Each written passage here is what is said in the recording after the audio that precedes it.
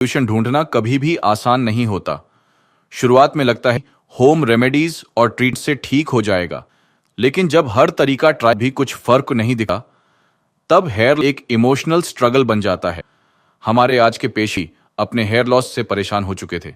पिछले 3-4 साल से रहा था और इतने टाइम तक बालने से उनका हेयर लॉस में बदल गया था। हेयर लॉस को जिस चीज किया था वो थे उनके जेनेटिक्स और एनवायरमेंटल फैक्टर, क्योंकि जॉब के लिए पेट को डिफरेंट लोकेशंस में स्विच करना पड़ता था। सभी ऑयल्स और होम रेमेडीज ट्राई कर बाद पेशेंट ने मिनॉक्सिडिल अप्लाई करना स्टार्ट किया और डर्मारोलर थेरेपी भी ली। Hairline day by day recede हो रही थी, तो इनसे भी उतने इफेक्टिव रिजल्ट्स नहीं मिले और लास्टली पेशेंट ने हमारे एक्सपर्ट से कंसल्ट किया और हेयर ट्रांसप्लांट का डिसीजन लिया। तो आज के इस वीडियो हम पेशेंट की जर्नी के बारे में डिटेल में जानेंगे, कैसे उन्होंने इन चैलेंजेस का सामना किया, सर्जरी का एक्सपीरियंस कैसा रहा और महीने बाद उनके स्कैल्प की कंडीशन कैसी है। तो चलिए शुरू करते हैं पेशेंट के इनिशियल चैलेंजेस से। मेरा नाम मुकेश कुमार है। मेरी उम्र 27 साल है। मैं अपनी बालों की समस्या 5-6 साल से जूझ रहा हूँ। मैं इसकी ट्रीटमेंट के लिए क्यूएसटी क्लिनिक हरिद्वार आया हूँ। जैसे मैंने अभी बताया कि 5-6 सालों से मेरी बाल झड़ना शुरू हो गया था। जब भी मैं कंघी करता था तो कंघी में कुछ बाल दिख जाते थे।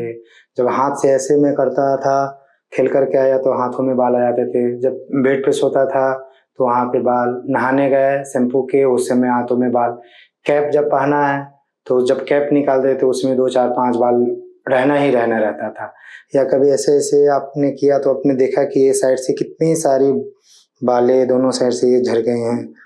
मतलब ऐसा लग रहा था कि मतलब धीरे धीरे झड़ना चालू हो गया था। कुछ भी करो, कहीं भी खड़े हो तो बगल में भी बाल गिरे हुए हैं, इधर भी बाल गिरे हुए हैं। हेलमेट पहनो गाड़ी चलाने के लिए तो निकालो तो उसमें बाल गिरे हैं। बहुत सारी ऐसी समस्या आती गई धीरे धीरे। तो उसके बाद में हमने इसको रोकने के लिए बहुत सारे घर के नुस्खे आजमाए, जैसे प्याज को रगड़ना, अदरक को रगड़ना, तेल को मतलब मिला करके रगड़ना। कभी हमने आयुर्वेदिक ऑयल भी लगाया, बहुत सारी कोशिश की लेकिन नहीं हो पाया। बाल झड़ने का मेन यही कारण है कि मैं तो आपको बताया कि मैं एक स्पोर्ट्स पर्सन हूँ, तो कभी ट्रैवलिंग किया, इस स्टेट दूसरे स्टेट, मतलब महीने में 2-3 बार ट्रैवलिंग करते रहना, वहाँ पे जा करके वहाँ के शैम्पू यूज करना, उससे ज़्यादा अत्यधिक समस्या होते गई। और जब बाल झड़ता था वह स्ट्रेस बढ़ता गया कि बाल झड़ रहे हैं हमारे, उससे और स्ट्रेस जब बढ़ती है ना तो ऐसा लगता है कि और बाल झड़ने लगे और बाल झड़ने लगे। जितना स्ट्रेस लेते हैं उतने ही बाल झड़ते जाते हैं। मैंने सबसे पहले तो यूट्यूब पे देखा, बहुत सारे क्लिनिक देखा, सर्च किया कि कहाँ जाना है, क्या करना है। तो यूट्यूब पे तो हर एक क्लिनिक का आपको मिल जाएगा। गूगल पे मैंने सर्च किया कि कहाँ पे बेस्ट है, तो मैंने देखा क्यूएसटी क्लिनिक। यहाँ पे बहुत सारे वीडियो देखे, सभी का रिजल्ट परफेक्ट मुझे लगा। तो मुझे लास्ट में यही ऑप्शन लगा कि क्यूएसटी क्लिनिक हरिद्वार जाना चाहिए एक बार ट्रीटमेंट के लिए। क्यूएसटी क्लिनिक आने से पहले हमने यूट्यूब पे एक नंबर देखा था, वहाँ पे हमने एक मैसेज किया व्हाट्सएप पे। उन्होंने मुझे कॉल किया, उन्होंने हमें पूछा कि सर आप आना चाहते हैं, यहाँ आकर के विजिट कर सकते हैं। उन्होंने मुझसे पूछा कि सर आप अपना जो स्कैल्प है उनका फ़ोटो कुछ भेजिए। तो मैंने व्हाट्सएप पे उनको भेजा तो उन्होंने बताया कि आपको 5000 से 6000 ग्राम अप्रॉक्स लग सकते हैं। यहाँ क्यूएसटी क्लिनिक आने से पहले घर में कन्विंस करना बहुत ही मुश्किल मुझे लगा। मैं सोचूँ आखिर कैसे, मैंने तो डायरेक्ट बताया नहीं कि मैं ट्रीटमेंट के लिए क्यूएसटी क्लिनिक हरिद्वार जा रहा हूँ। तो सबसे पहले अपने भाई को बताया, पापा को बताया कि ऐसा ऐसा है, मैं जा रहा हूँ। तो सबने यही बोला कि नहीं ये सब सक्सेस है, बेकार में पैसा फंसाओगे, बहुत सारी बीमारियाँ होगी। लेकिन किसी को भी ऐसे विश्वास नहीं होगा बिना प्रूफ का। तो एक हमारे ही दोस्त थे, सीनियर थे, हमारे साथ खेले थे, उन्होंने ही करवाया था, दूसरे जगह से करवाया था, आई थिंक चंडीगढ़ से करवाया था। तो मैंने उनको घर पे लाया, घर पे ला करके उनको रिजल्ट दिखाया कि ऐसा ऐसा है। तो उन्होंने देखा तो बोला कि ठीक है, जाओ जैसा है करना है वैसा ही करो। बाल झड़ने से ना लाइफ स्टाइल में बहुत ही इफेक्ट पड़ता है। जिनके बाल अगर झड़ गए हैं ना, आप उनसे एक बार कन्वर्सेशन करके देखिए कि उनके लाइफ में क्या होता है। उनको हर चीज़ रहता है, उनके पास हर चीज़ अचीवमेंट है हमारे पास। ऐसा नहीं है कि किसी चीज़ का कमी है, कॉन्फिडेंस भी है। लेकिन जब अपने आप को जब आईने के सामने खड़े होते हैं ना, तो अंदर से बहुत ही गंदा फील होता है। गंदा मतलब जितना आप कहो ना उतना ही गंदा फील होता है। आप एक्सप्लेन नहीं कर सकते हो दूसरों के सामने। अगर मैं पार्टी में जा रहा हूँ, फॉर्मल पहन कर जा रहा हूँ, उस समय आप कैप लगाइएगा, अच्छा नहीं लगता है। ये इफेक्ट ऐसा डालता है ना कि आप पार्टी में जाने से ना 10 बहाने ढूंढ लोगे, एक्सक्यूज दोगे कि मैं नहीं जाऊँगा, मेरा ये काम है वो काम है। मैं देता हूँ, ऐसा नहीं है कि मैं नहीं देता हूँ, मुझे भी मन करता है कि मैं भी पार्टी में जाऊँ। हम पार्टी होता है तो आप जीन्स में जाओगे, सारे फॉर्मल्स में रहेंगे, तो जीन्स में चलो कि आप कैप लगा लोगे। मैंने लगाया लेकिन अच्छा नहीं लगता है, कब तक जीन्स में लोग कैप पहनोगे। फॉर्मल आपका खुद का पार्टी होता है, उस समय आप कैप लगाओगे। मैं अपना एक्सपीरियंस ये बोलूँगा कि अभी तक का, आज से 5-6 साल हो गया, सभी दोस्त का बर्थडे सेलिब्रेट करते हैं, लेकिन हम नहीं करते हैं। कारण यह है कि आप कैप लगा के रखोगे, उस समय केक लगाएंगे, कैप हटाएंगे, बेइज्जती होगा, होना ही होना रहता है बेइज्जती। आप कुछ नहीं कर पाओगे लाइफ में, कुछ नहीं कर पाओगे। अगर बाल नहीं, कुछ नहीं कर पाओगे। जिनके बाल नहीं उनसे एक बार पूछ लो क्या हाल रहता है। बहुत सारे ऐसे हमने देखा है कि बाल जिनके नहीं है, कॉन्फिडेंस तो रहता है, सामने जाते, दोस्त के सामने आप नहीं जाते हो, अगर दोस्त के सामने अगर जाते हो वो बोलते हैं कि 2-4 बाल बच्चे हैं वो भी खत्म हो जाएंगे तुम्हारे। इतना गंदा इंसल्ट होता है ना, ऐसा लगता है कि आपके पास कुछ बचा ही नहीं है। लास्ट ऑप्शन हमने लिया है कि यहाँ पे आकर के ट्रीटमेंट करवा लूँ QST। अभी ट्रीटमेंट के लिए मैं जाने वाला हूँ, तो बहुत सारे डाउट है। मैंने आज तक ना लाइफ में, मेरी याद से, लाइफ नहीं कहूँगा, मेरी याद से हमने कभी तक सुई तक नहीं लगाई है, लेकिन आते ही हमें 2 सुइयाँ, एक यहाँ और एक यहाँ लगी है, और पता नहीं अभी कितने सुइयाँ लगने वाली है।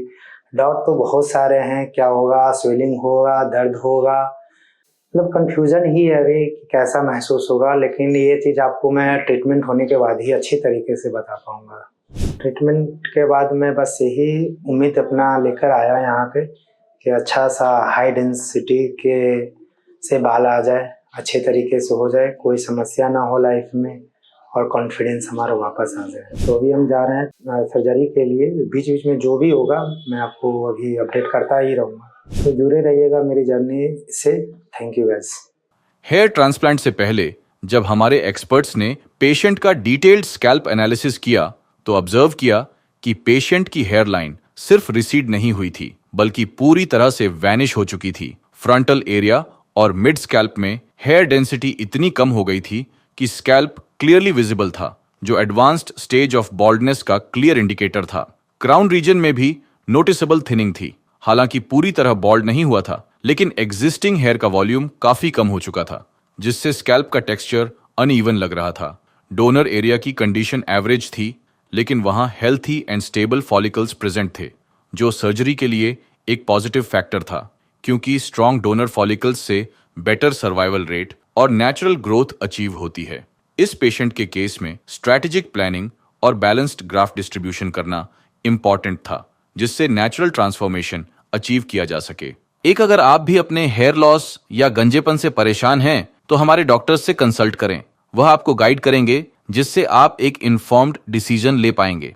हम यह नहीं कह रहे हैं कि आपको यहीं से ट्रीटमेंट करवाना है। आप सिर्फ गाइडेंस के लिए भी हमारे डॉक्टर से कंसल्ट कर सकते हैं। इनिशियल स्कैल्प एनालिसिस के बाद हमारे एक्सपर्ट्स ने पेशेंट के फेशियल प्रोपोर्शंस और बोन स्ट्रक्चर को ध्यान में रखते हुए कस्टमाइज्ड हेयरलाइन डिजाइन करी। हेयरलाइन का डिस्टेंस ग्लबेला पॉइंट से प्रिसाइसली मेजर किया गया था, ताकि ओवरऑल लुक नेचुरल लगे और फेशियल सिमेट्री मेंटेन रहे। हेयरलाइन के साथ रिमेनिंग अफेक्टेड जोन्स को भी क्लियरली आउटलाइन किया गया, including frontal area, mid scalp और क्राउन रीजन। क्राउन रीजन पूरी तरह से बॉल्ड नहीं था, वहां नेचुरल स्वर्ल पैटर्न अभी भी प्रेजेंट था, लेकिन उसके अराउंड एरिया में वॉल्यूम कम थी। इसके साथ डोनर एरिया के पास भी एक सेक्शन में थिनिंग थी, जो क्राउन रीजन का ही पार्ट था। सर्जरी के प्लानिंग स्टेज में इस सेक्शन को भी केयरफुली इंसर्कल किया गया, ताकि प्रोसीजर के वक्त उसे एक्यूरेटली टारगेट किया जा सके। यह आउटलाइंस प्रोसीजर के दौरान एक प्रिसाइज सर्जिकल गाइड की तरह काम करती है, जिससे एक्सपर्ट्स को क्लियर विजन मिलता है कि किस एरिया में ट्रांसप्लांट परफॉर्म करना है, किस डेंसिटी के साथ ग्राफ्ट्स इम्प्लांट करने हैं और किस डायरेक्शन में नेचुरल हेयर ग्रोथ पैटर्न को फॉलो करते हुए इम्प्लांटेशन करना है। इस सब प्लानिंग के बाद शुरू हुई पेशेंट की सर्जरी, जिसे कंप्लीट होने में 11 से 12 घंटे का टाइम लगा। चलिए अब पेशेंट से जानते हैं कि उनका सर्जरी एक्सपीरियंस कैसा रहा। मेरा नाम मुकेश है। मेरी सर्जरी अभी 10 से 15 मिनट पहले वो ख़त्म हो गई। मेरा फर्स्ट डे का एक्सपीरियंस ये रहा कि फर्स्ट डे जब मैं आया तो हमारा ब्लड सैंपल लिया गया, स्क्रीनिंग किया गया और डॉक्टर से बात की गई, करवाया गया, काउंसलिंग करवाया गया। सारी चीज़ हमें फर्स्ट डे में हुआ और जब सेकेंड डे के दिन जब ट्रांसप्लांट हुआ, स्लेटिंग किया गया। सेकेंड डे जब ट्रांसप्लांट चालू हुआ तो एनेस्थीसिया, लोकल एनेस्थीसिया जो दिया जाता है, उस समय थोड़ा बहुत दर्द हुआ था हमें। फिर उसके बाद में डॉक्टर्स हमें पूछते रहे कैसा पेन है, कैसा है आपका पेन हो रहा है। तो मैंने डॉक्टर्स को बताया, यहाँ का हाइजीन बहुत ही अच्छा लगा, डॉक्टर्स का सपोर्ट भी बहुत अच्छा ही रहा। सेकेंड डे में हमारा पूरा सुबह से लेकर शाम तक ट्रांसप्लांट का काम चलता रहा। मेरे ट्रांसप्लांट में 5000 ये ग्राफ्ट लगाए गए हैं। ये आप देख सकते हैं, यहाँ से यहाँ तक पूरी 5000 ट्रांसप्लांट किए गए हैं। हमारी ट्रांसप्लांट क्यूएसटी टेक्निक के द्वारा की गई है। इसकी टेक्निक 99% सक्सेस है और मैं भविष्य में यही चाहूँगा कि ये भी हमारा सक्सेस हो। डॉक्टर्स में डिस्चार्ज करने से पहले हमें ये बता दिया था प्रिकॉशन कुछ हमें ये ध्यान करके रखना है, जब भी हम बाहर जाते हैं तो सर्जिकल जो कैप होता है वो पहन के रखना है। अगर आप मोबाइल चला रहे हैं तो हेड अप करके आपको मोबाइल यूज करना है। ज़्यादा से ज़्यादा आपको सर का ध्यान देना है कि स्वेलिंग ना हो। और ये हमें बताया गया था खट्टी चीज़ें, स्पाइसी वगैरह नहीं खाने के लिए डॉक्टर्स ने मना किया है, ताकि अच्छा रिजल्ट आने का संभावना होती है। ये रहा हमारा ट्रांसप्लांट का जर्नी और जब मैं फर्स्ट पीआरपी लेने आऊँगा तब मैं आपको अगला रिजल्ट भी बताऊँगा। तब तक जुड़े रहिएगा मेरी जर्नी से। Thank you guys. सर्जरी की शुरुआत पेशेंट के रेसिपिएंट एरिया में प्रिसीजन के साथ स्लिट्स क्रिएट करने से हुई थी। स्लिट्स बनाते वक्त हमारे एक्सपर्ट्स को पता होता है कि किस जोन में कितनी डेंसिटी देनी है और हर फॉलिकल को किस एंगल और डायरेक्शन में इम्प्लांट करना है ताकि फाइनल ग्रोथ नेचुरल लगे। स्लिट्स क्रिएट करने के बाद एक्सट्रैक्शन और इम्प्लांटेशन का प्रोसेस स्टार्ट हुआ, जिसमें QHT टेक्निक का यूज किया। इस एडवांस्ड अप्रोच में ग्राफ्ट्स को एक्सट्रैक्ट करते ही फ्रेश कंडीशन में इम्प्लांट किया जाता है, जिससे ग्राफ्ट सर्वाइवल रेट और ग्रोथ क्वालिटी दोनों इंप्रूव होते हैं। पेशेंट की हेयरलाइन में सिंगल और थिन हेयर फॉलिकल्स को इरेगुलर पैटर्न में इम्प्लांट किया गया था, जिससे नेचुरल लुक क्रिएट हो। फ्रंटल एरिया और मिड स्कैल्प में डबल और ट्रिपल हेयर फॉलिकल्स को स्ट्रेटेजिकली इम्प्लांट किया गया, जिससे डेंस और वॉल्यूमिनस लुक क्रिएट हो। क्राउन रीजन में नेचुरल स्वर्ल पैटर्न के साथ मैच करते हुए फॉलिकल्स को मल्टीपल एंगल्स में इम्प्लांट किया गया, ताकि उसके अराउंड वॉल्यूम नेचुरली ब्लेंड हो जाए और ग्रोथ डायरेक्शन कंसिस्टेंट रहे। इस प्रोसीजर में टोटल 5000 ग्राफ्ट्स इम्प्लांट किए गए, जिन्हें पेशेंट के सेफ डोनर जॉन और बियर्ड एरिया से एक्सट्रैक्ट किया गया था। एक्सट्रैक्शन के लिए हमारे एक्सपर्ट्स ने 0.75 मिलीमीटर पंच टूल का यूज किया, जिससे डोनर एरिया में मिनिमल स्कारिंग होती है, हीलिंग फास्टर होती है और फ्यूचर के लिए डोनर एरिया प्रिजर्व्ड रहता है। अगर आप भी हमारे पेशेंट की तरह अपने लुक्स को बदलना चाहते हैं तो आज ही हमारे एक्सपर्ट्स के साथ अपने स्कैल्प की पिक्चर्स शेयर करें। प्रोसीजर के बाद पेशेंट ने 1 मंथ कंप्लीट होने पर फर्स्ट फॉलोअप के लिए क्लिनिक विजिट किया था। तो चलिए उनसे जानते हैं इस 1 मंथ का एक्सपीरियंस। मेरी हेयर फॉल आज से 7-8 साल पहले ही चालू हो गई थी। तो मैंने बहुत रिसर्च किया गूगल पे, यूट्यूब पे, कौन सा क्लिनिक बेस्ट है इंडिया का।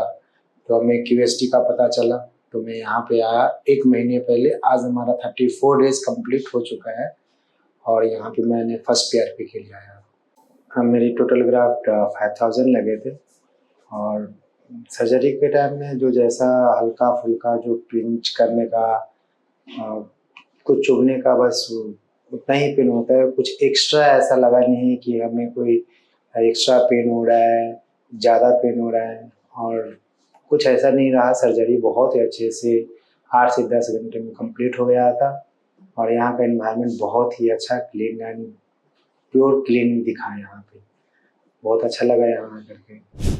जब आफ्टर सर्जरी के बाद 5 to 6 डेज के बाद जब मैंने अपना फर्स्ट हेड वॉश किया, तो उस समय थोड़ा बहुत शेडिंग फेस टाइप सा लगा, 5-6 बाल निकले।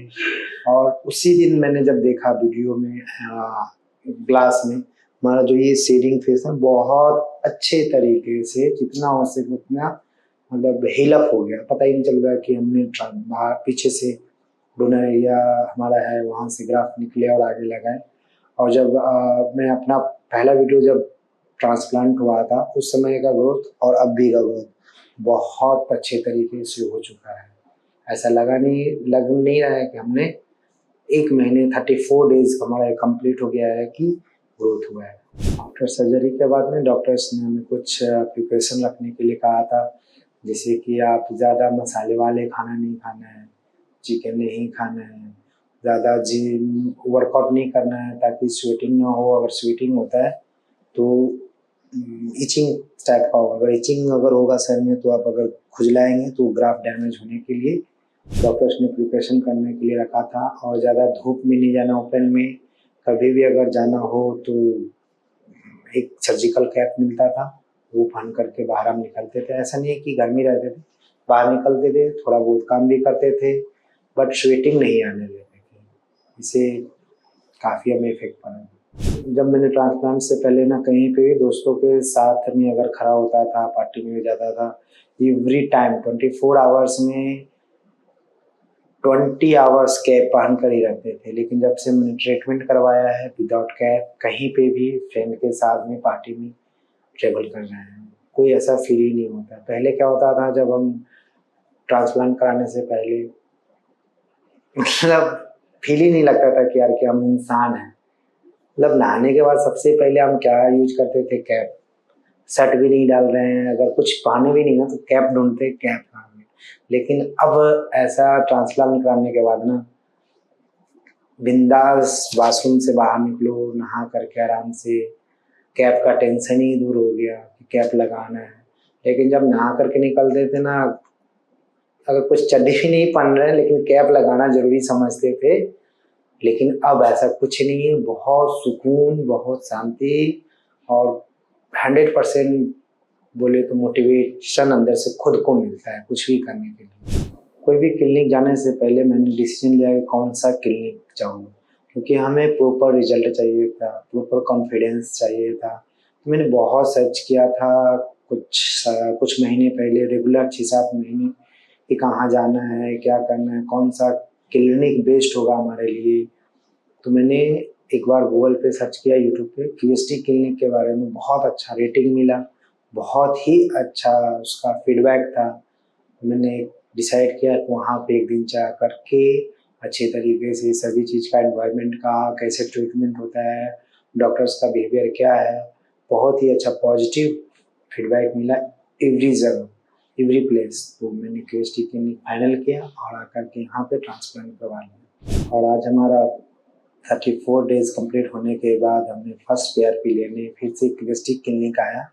और अभी देख सकते हैं हमारा ग्रोथ पहले से और अब बहुत ही अच्छा रिजल्ट दिख रहा है। और ट्रांसप्लांट से पहले मेरा पहले का पिक देख सकते हैं कैसा था, और आफ्टर ट्रांसप्लांट के बाद 34 डेज़ कंप्लीट होने के बाद अब देख सकते हैं कैसा हेयर लाइन है और फोटोज़ में कैसा है। सब कुछ ट्रीटमेंट पीआरपी को देखते हुए, डॉक्टर्स का बिहेवियर देखते हुए, यहाँ का स्टाफ को देखते हुए बिहेवियर, बस मैं इसमें 10 में 10 रेटिंग देना चाहता हूँ। बिकॉज ऑफ यहाँ का एनवायरनमेंट ना मुझे बहुत अच्छा लगा, ट्रीटमेंट का टेक्निक भी बहुत अच्छा रहा, इसलिए 10 में 10 देना चाहता हूँ। हमारा पीआरपी अब जब भी नेक्स्ट सेशन जब भी होगा आफ्टर 1 मंथ, तो उस समय का वीडियो मैं आपको शेयर करता रहूँगा।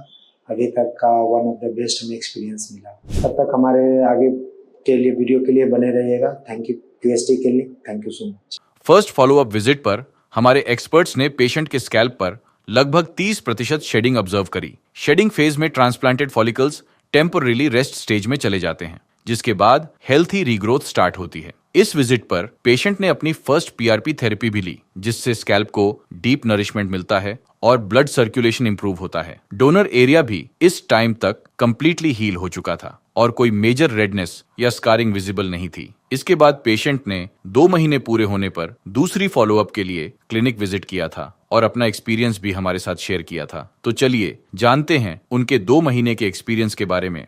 मैं 2 मंथ पहले हेयर ट्रांसप्लांट हुआ था और आज मेरा सेकंड पीआरपी है। मैं भी अपना एक्सपीरियंस शेयर करूंगा। 2 मंथ जब ट्रांसप्लांट हुआ था तब से लेकर कभी का, और जब मेरा ट्रांसप्लांट नहीं हुआ था उससे पहले का मैं अपना एक्सपीरियंस शेयर करूंगा।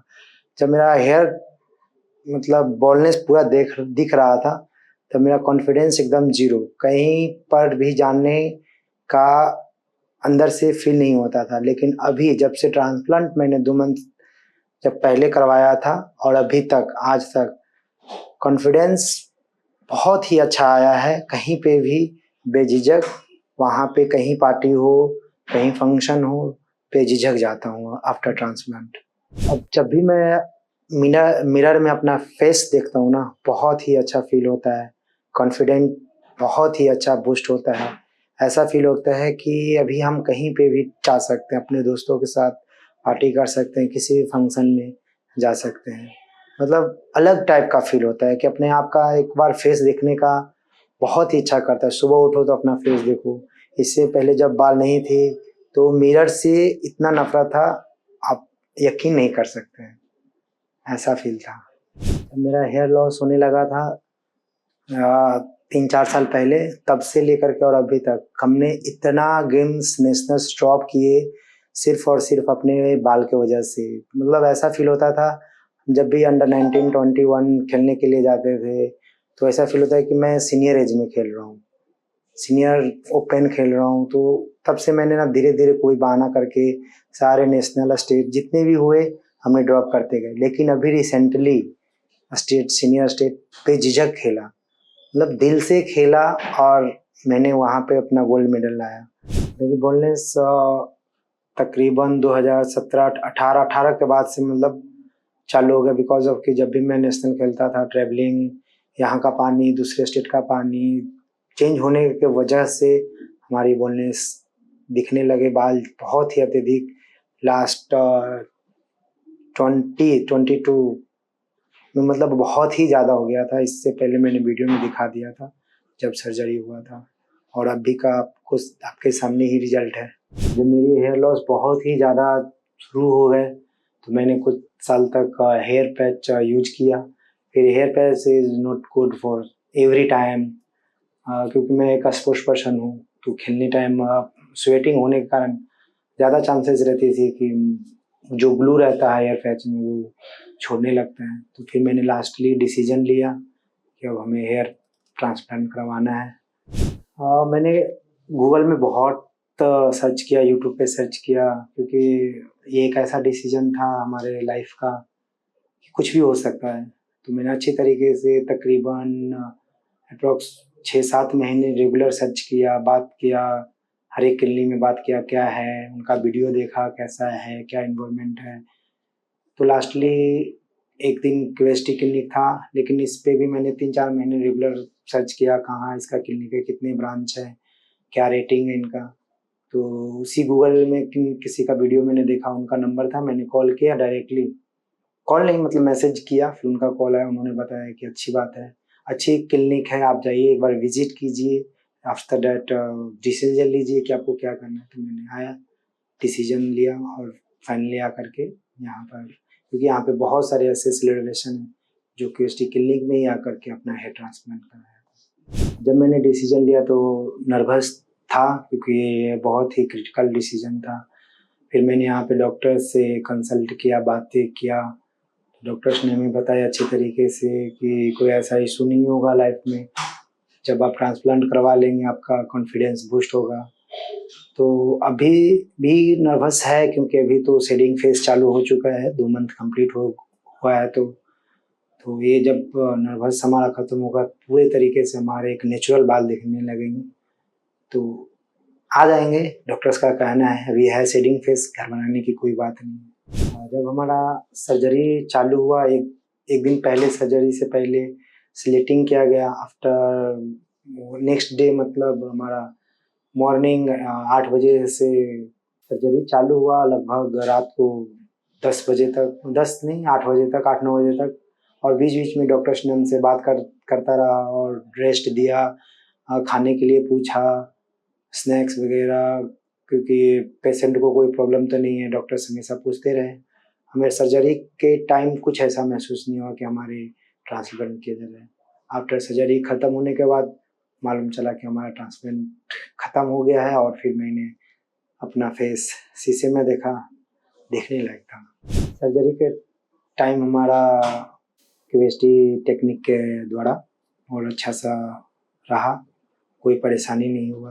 आफ्टर सर्जरी 1 मंथ तक हमारे पास QST क्लिनिक के द्वारा कॉल आया, फॉलोअप हुआ, कोई परेशानी तो नहीं हुई, कोई समस्या तो नहीं हुई। लेकिन जब मैंने कल यहाँ से ट्रांसप्लांट करवा गया, अच्छे तरीके से हमारी फॉलोअप की गाइडेंस यहाँ के QST टीम के द्वारा किया गया। मैं अपने ट्रांसप्लांट से तो सेटिस्फाइड हूँ और 100% सेटिस्फाइड तो अभी नहीं कह सकता, क्योंकि अभी शेडिंग फेज है। जब हमारा शेडिंग फेज कंप्लीट होगा और ग्रोथ होना चालू होगा, तब मैं आपको नेक्स्ट वीडियो में बताऊंगा। मैं उस बंदे से एक बात बोलना चाहता हूँ जो हमेशा कैप पहन कर रहते हैं, एक बार आकर के QST क्लिनिक में विजिट करें, अपना एक्सपीरियंस देखें कैसा यहाँ पे है। और आप QST क्लिनिक के यूट्यूब पे भी जा कर देख सकते हैं, जो अभी भी कैप पहनते हैं, एक बार आ करके यहाँ पे कोशिश करें। मैं अपना एक्सपीरियंस बताता हूँ, जब भी मैं नहा करके आता था, अंडरवियर पहनने से पहले कैप ढूंढता था, कैप पहनता था। ये हमारा ऐसा एक्सपीरियंस है ना, मतलब दिल से बोल रहा हूँ, बहुत ही मतलब ऐसा कॉन्फिडेंस लगता है ना कि लोग नहाने के बाद, वॉशरूम निकलने के बाद टॉवल हटाने से पहले हम कैप लगाते हैं। जिनके बाल झड़ने लगे ना, मैं उनसे पूछूंगा ऐसा होता है उनके साथ, क्योंकि हमारे साथ भी हुआ है कि टॉवल चेंज करने से पहले मैं बाथरूम आने के बाद सबसे पहले कैप पहनता हूँ। और आप भी ऐसा करते हैं जिनके बाल झड़ चुके हैं, तो एक बार प्लीज आकर के यहाँ पे विजिट कीजिए, डॉक्टर से मिलिए, कंसल्ट कीजिए, कॉन्फिडेंस, फिर उसके बाद में हमसे बात कीजिए। मैं बहुत ही एक्साइटेड हूँ अपना रिजल्ट देख करके। मिलते हैं नेक्स्ट वीडियो में। Thank you QST। 2 मंथ्स में पेशेंट के स्कैल्प से 60% फॉलिकल्स शेड हो चुके थे और नेटिव फॉलिकल्स नेचुरल पेस पर ग्रो कर रहे थे। डोनर एरिया में शॉर्ट हेयर ग्रोथ होने के बाद भी एक्सट्रैक्शन के ज्यादा साइंस विजिबल नहीं थे। अगर पेशेंट की 2 मंथ्स स्कैल्प अपीयरेंस को इनिशियल स्कैल्प कंडीशन से कंपेयर करे तो पॉजिटिव चेंजेस विजिबल थे। स्कैल्प ओवरऑल हेल्थियर लग रहा था, हेयरलाइन जोन में सटल आउटलाइन बनने लगी थी और ट्रांसप्लांटेड एरिया में ग्रेजुअल इंप्रूवमेंट दिखने लगा था। क्राउन रीजन में नेटिव फॉलिकल्स बहुत अच्छे से ग्रो कर रहे थे। ये सिर्फ स्टार्टिंग थी। अपकमिंग मंथ्स में रीग्रोथ फेज के साथ इन रिजल्ट्स में ड्रामेटिक चेंजेस आएंगे, जो पेशेंट की ओवरऑल पर्सनैलिटी और अपीयरेंस को एलिवेट करेंगे। हेलो फ्रेंड्स, अगर आपने अभी तक हमारे चैनल को सब्सक्राइब नहीं किया है तो प्लीज इस वीडियो को लाइक कीजिए, शेयर कीजिए और हमारे चैनल को सब्सक्राइब कीजिए। और ध्यान रहे बेल आइकन दबाना ना भूलें, जिससे हमारे हर वीडियो का अपडेट आपको समय समय पर मिलता रहेगा।